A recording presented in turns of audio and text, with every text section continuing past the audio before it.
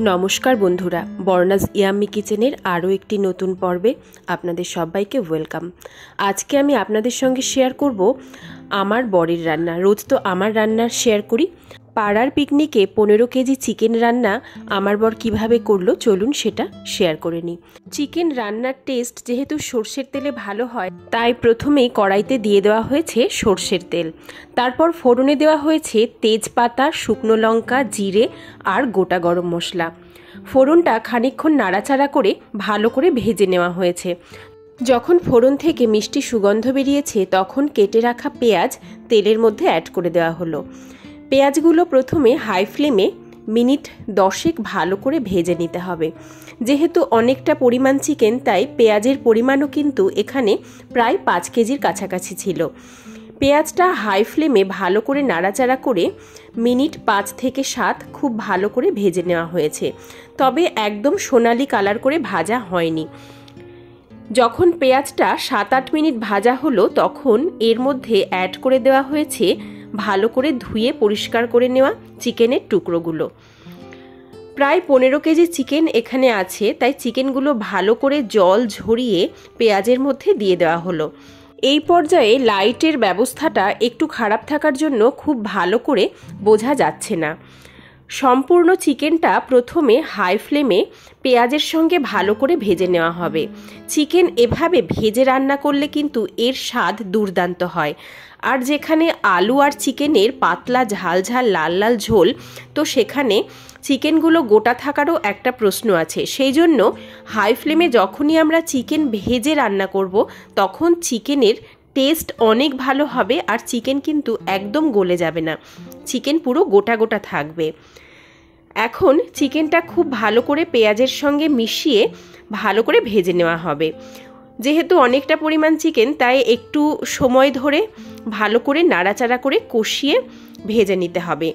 আর আমরা সবাই জানি লোহার কড়াইয়ে রান্না করলে কিন্তু স্বাদটা অনেকটা ভালো হয়।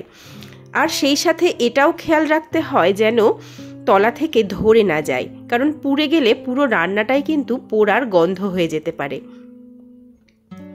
এইভাবে ক্রমাগত নাড়াচাড়া করে চিকেনটা হাই ফ্লেমে ভেজে নিতে হবে। চিকেনে কিন্তু এই পর্যায়ে কোনো রকম লবণ দেওয়া হয়নি, লবণটা একদম পরে আমরা অ্যাড করেছি, কারণ লবণ দিলেই চিকেন থেকে জল ছাড়া শুরু হয়ে যাবে আর চিকেনটা গলে যাওয়া শুরু হবে। তাই এই পর্যায়ে কোনো রকম লবণ আমরা দেব না।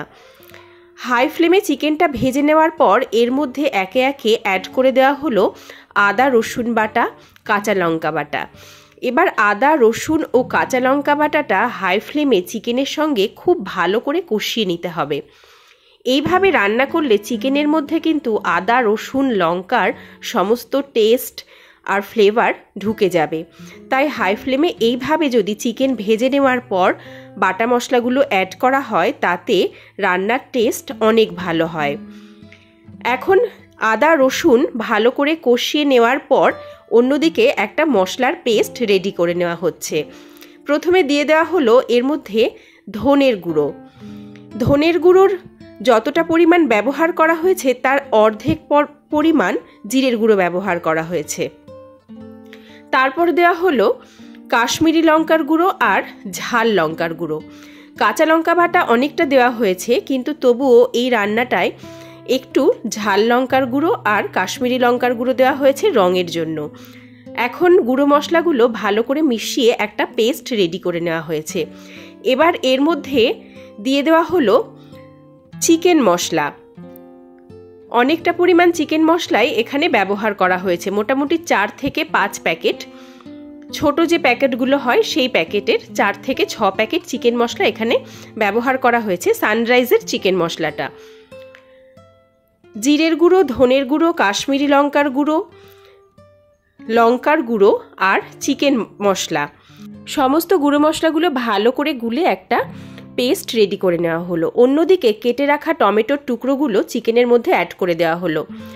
যেহেতু অনেকটা পরিমাণ চিকেন, তাই টমেটোগুলো কিন্তু 2 টুকরো করে দেওয়া হয়েছে, কারণ বেশি ছোট করার দরকার নেই, টমেটো এমনিই গলে যাবে।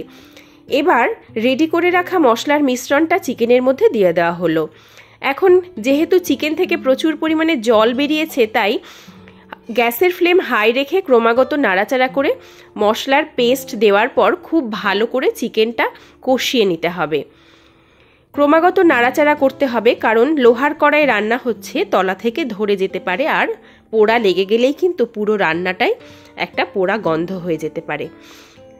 যেহেতু ফ্লেম হাই, সেই জন্য একটু পরপর নাড়াচাড়া করে চেক করে নেওয়া হচ্ছে যে তলা থেকে ধরে গেছে কিনা। যেহেতু হলুদটা আগে অ্যাড করা হয়নি, তাই এই পর্যায়ে দিয়ে দেওয়া হলো বেশ খানিকটা পরিমাণ হলুদ। আবারও ভালো করে নাড়াচাড়া করে চিকেনটা কষিয়ে নেওয়া হচ্ছে। যেহেতু চিকেন থেকে প্রচুর পরিমাণে জল বেরিয়েছে, তাই এখানে এক্সট্রা কোনো জল আর অ্যাড করা হয়নি। ভালো করে কষিয়ে নেওয়ার পর টমেটোগুলো একটু খুন্তির সাহায্যে কেটে দেওয়া হচ্ছে, যাতে টমেটোটা গলে যায়। এবার ভালো করে নাড়াচাড়া করে দিয়ে দেওয়া হলো স্বাদ অনুযায়ী লবণ। লবণটা কিন্তু আগে একটু অ্যাড করা হয়নি, কারণ চিকেন লবণ দিলেই ছেড়ে যেতে পারে বা গলে যেতে পারে।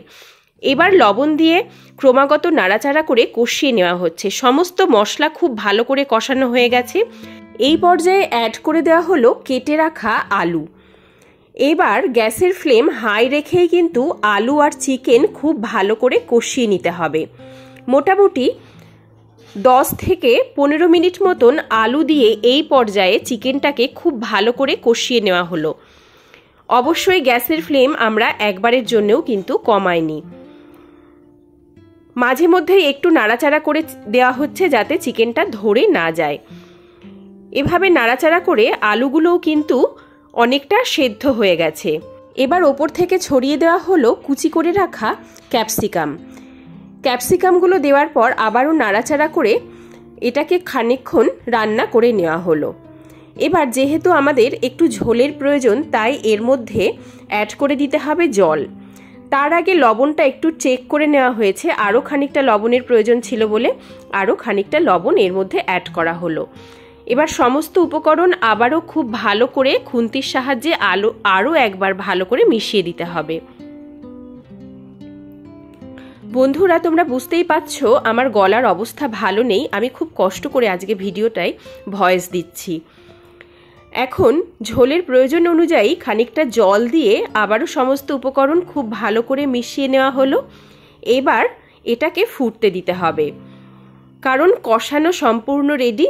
এখন আলুটা একটু সেদ্ধ হওয়া বাকি আছে, তাই জল দিয়ে এবার চিকেন আলু ভালো করে ফুটে উঠলে আর আলুটা সেদ্ধ হয়ে গেলেই রান্নাটা মোটামুটি কমপ্লিট হয়ে যাবে। রান্না আমাদের মোটামুটি কমপ্লিট হয়ে গেছে। আলু একদম সুসিদ্ধ হয়ে গেছে, চিকেনও রান্না হয়ে গেছে। এবার উপর থেকে একটু গরম মশলার গুঁড়ো ছড়িয়ে দিলেই রেডি হয়ে গেল আজকের এই দুর্দান্ত স্বাদের চিকেন আলুর লাল লাল ঝোল রেসিপিটি। বন্ধুরা, আমার এই ভিডিও যদি আপনাদের ভালো লাগে, আমার চ্যানেলটা সাবস্ক্রাইব করার অনুরোধ রইল। সবাই ভালো থাকবেন, সবাই সুস্থ থাকবেন। ধন্যবাদ।